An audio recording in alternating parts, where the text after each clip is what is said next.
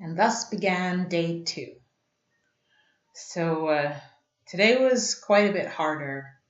I found myself not talking a lot at work. I ended up just being silent and listening. I work in an office, so sometimes there has to be a bit of give and take with not so much lying, but it's almost like a social contract. When somebody says or asks the question, "How are you?" then there's a response that they expect, and that's usually fine, okay, cool, can't complain, come see, come sa. And when people were asking me how I was today, I really had to stop and think about it because I'm so accustomed to giving these trigger responses, just sort of like somebody asked me a question and automatic response. And trying to train myself to actually be in tune with myself enough to tell the truth without getting into an entire conversation, because there's no time for that when you're working. That was a bit tricky for me. So today I thought about what I think is the truest thing that I can think of. And the truest thing I can think of is that life is suffering. Whether it's you have to wake up at 4:30 in the morning and walk the dog and then go to work and commute for an hour, and then you get your coffee and the day gets a little better. Or you don't have a job, you're living on the streets. And I think everybody can pretty much agree that the one truth that binds us all together is that life is suffering. And it's constant grief in varying degrees. And it got me thinking about the Kessler Kubler-Ross 5 stages of grief: denial, anger, bargaining, depression, and then finally acceptance. And when there's a reason to grieve, when you lose a family member, when you have lost something very dear to you, when something awful befalls you, then you know that you're in a state of grief. And you know that there are ways to get through it. And at least if you know this 5 stages of it, then you can sort of follow the way that you're going through them until you reach the inevitable conclusion, which is acceptance, because that's all you can do is accept. But I was thinking today, because it was such a tough day, maybe we're all grieving for ourselves constantly. We grieve for the fact that life is suffering, that we are here and we suffer. And, comparing suffering is not an exercise that I want to get into personally, because I don't want to end up having a sort of a victimhood circle jerk, even though there's no one around. But that grief for the self is something that a lot of us don't identify. And if we can't identify that we're grieving, then how can we go through the stages? And how can we come to the conclusion of acceptance? So, I feel like it's almost something that can explain the varying degrees of people in the world. You have anger. Which for me, because of the recent shootings in Florida, the anger that I'm sure that people are feeling, that the person who committed the crime had felt, and that an entire country and even adjacent countries, even countries that are not nearby, are feeling for these people who have lost children, who have lost friends. This anger it comes in waves. Like, and when you have something like that happen, you know that it's so extreme, that your stress response is so acute that it is something that you know you can go through stage by stage. But some people get to this point of anger and they don't realize that they're grieving for themselves. Or at least I think so. You know, I could be wrong. It's probably likely I am wrong, and I'm okay with admitting that. But the anger of activists, the anger of lone gunmen, of terrorists, of anyone who commits a violent crime or who lives their life in a malevolent way, I think that they're grieving for themselves, for a lost one, and not dealing with it appropriately, obviously. But I was thinking about myself today because like I can't speak for anyone else. I can only speak for myself. And this shift that happened within the last few months, it's almost like a version of myself died. And I'm still grieving for that version of myself because I was much happier, I think, in my ignorance of what is actually going on. I grieve for the person that I used to be, and I wonder how much of the actual version of me is left. And so today I spent in silence mostly because I wasn't sure how much of what I was going to say was me and how much of what I was going to say was an instinctive reaction built over time. And maybe human interaction is just that. And we just react in platitudes, in ready-made phrases, in order to understand that we can communicate with each other on a certain level.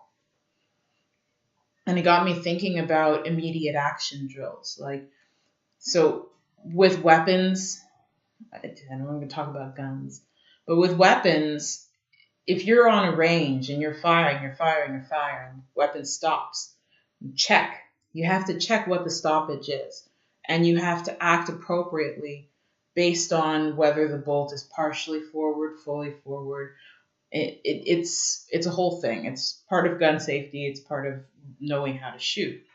But when you're on a course and you're learning these things about it, everything is drilled into you. You learn them, you memorize them, they become muscle memory, and then you don't think about them. And I mean, it can be the same with learning an instrument. You know, you learn the rudiments, you learn the basic ways that you need to keep your hands. You know, you learn all of the embellishments. If you're a piper, if you're a pianist, you learn all these things and then you forget them. But there's that point when you're actually learning the thing where you're in a state of understanding. And for some reason, that state of understanding gets lost in the mechanics, at least for me. So when someone asks me to explain how to do certain things, like when someone asks me to explain why I would do a certain action when I have a certain stoppage, I mean, it would take me time because I have to really, really think about it. And I wonder how much of our interactions with each other are just immediate action responses. You know, you're taught if somebody says, "How are you?" you say, "Good, how are you?" and the meaning underneath it gets completely lost, and it becomes a lie, I think, because you don't ask someone how they are to know how they are. You ask someone how they are because it is the thing to do. It's how we're trained to live in this world. Maybe not everywhere. Obviously, there's room for diverse ways of greeting and stuff. It's just an example. So I don't know how many of my face-to-face interactions with people are driven or guided not by truth but by necessity. Like the least socially acceptable thing tends to be the thing that's on my mind. And I'm having a really hard time reconciling the social contract part of like existing and this endeavor of not lying for Lent, because I'm trying to take it as seriously as I can. And I told myself I would say the rosary every time I told a lie. But considering everything I just mentioned and that I work in an office space, I think it's probably more likely to say that I'll say the rosary every day, because I can't tell right now what is me and what is surrounding me. It's almost like a friend told me, there's the tree and there's all of these rings around like a tree, like they grow and the rings form, but the center one is the core of the tree, and it's where it started, and I'm trying to find where I started, and that's that part. I mean, and getting back to the 5 stages of grief, of denial, I'm sure that there's a lot of denial going around, like I hate to say it, the whole fat acceptance movement. And I mean, talk about lying to yourself. I can't really fathom this idea, because it's for so long, I've had this group of friends and I know that they mean well, but nobody wants to tell someone the truth when they know the truth will hurt. So, I mean, I've been surrounded by people that have been telling me for years, like, no, you're not that, you're voluptuous, you're this, you're that. And, just shedding all of that BS.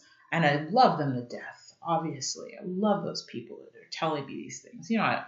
Everybody loves to hear that they're pretty. But in reality, I know that there's room for improvement. So why not focus on that? And then the bargaining. Oh God, bargaining is one of those things that I think all of us do.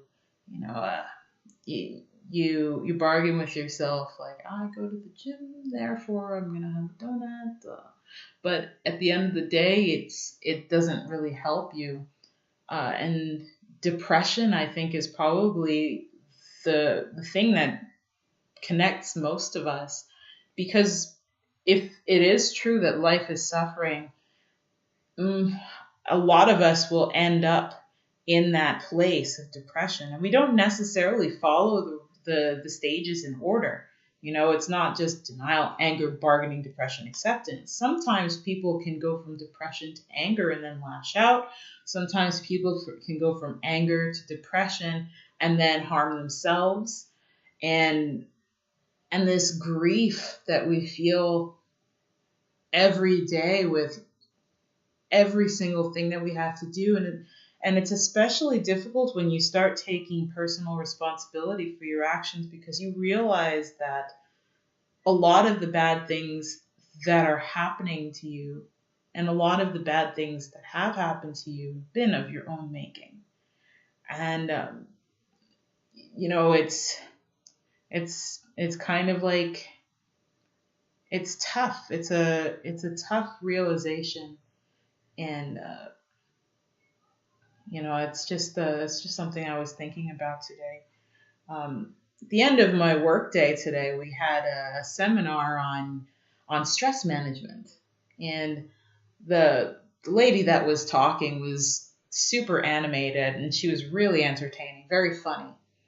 And there are a few things that she said that actually really resonated with me, and I wrote them down because I think that they sort of fall in line with what I'm trying to achieve. And say that the stress that we feel in life, there's two kinds of stress. There's the stress that elicits an immediate response. Like those videos where someone's in the dark, and then someone's in an elevator, the lights go off, and then it comes back on. You got that girl from The Ring, and they scream and they like freak out. There's that kind of stress response. And then there's the stress response of things that are within your realm of control. So like things that are built around anxiety and a lot of people think poor time management and stress are pretty much the same things. And one may lead to the other, but they're not exactly the same. And she said that, she said it in French because the whole thing was in French, but I'll tell you in English. She said that in life, we have to think about ourselves before we think about others. We have to try and fix the problems with ourselves before we try and fix others.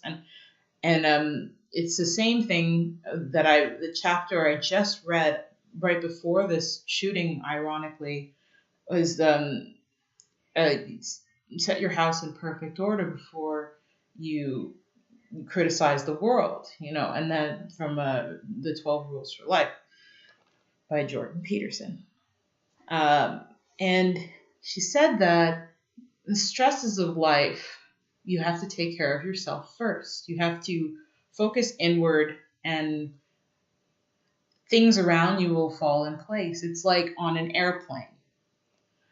They say in case of emergency, you have to put on your mask first and then help your child or then help the person next to you. Because if you try to help others before you help yourself, then you can risk maxing yourself out, burnout, épuisement. You can risk not being able to help them and then being in a position that you can't help yourself either. So I liked that analogy of oxygen masks on an airplane. And she said that there was no universal method for stress management. And I don't think that there's any universal way to be truthful other than, not lying. But, being truthful and not lying, they're not always the same thing, because sometimes you can lie to yourself for so long that you have no idea what the truth is. But it's not that what you're saying after that time is a lie because you believe it. Don't know if that makes any sense. It made sense in my brain. Another thing that she said, and I think this is what I'll finish with, she said, suivre ta intuition, arrêtez de suivre tes goûts. So basically, follow your gut, not your tastes. And this one I'm going to have to think on for a while, because I don't know about any of you, but I've been following my tastes for so long that I don't even know if I can commune with my gut. I don't know if my intuition, other than the fight, flight, freeze response that happens in extreme stress cases, I don't know if I can actually hear what I believe anymore. I had such a clear vision of what things were. And then when I made the switch over, I thought I need to identify in opposition to these things. And for some reason, that doesn't seem like a complete reflection of myself, because the truth is somewhere in between, and maybe it's on one side in one area and on the other side in another area. And it's going to take me some time to commune with my gut, if that makes any sense. And, it's definitely a lot more difficult than I thought it would be to be honest and to not lie, just because I have these programmed responses for a lot of things, and I need to really commune with my gut, my intuition, to know what is actually there. I feel, I think that there is truth in my brain, but it's surrounded by fog, by social fog. And until I figure that out, I guess I'm just going to be saying rosaries a couple of times a day and trying my very best to not lie to anyone. And it might be cruel at times, especially when someone asks me, do you have spare change? And I think to myself, yes, I do, but I don't want to give it to you because, your sign says you want to buy weed, and I get the struggle, but, so it's going to end up with longer conversations. I think that's probably where this is going. Telling the truth leads to longer conversations, which might not be a bad thing. I think maybe that's kind of what we need. In any case, Kessler, Kubler-Ross, 5 stages of grief. We're all grieving all the time for ourselves. And that's pretty much what I think.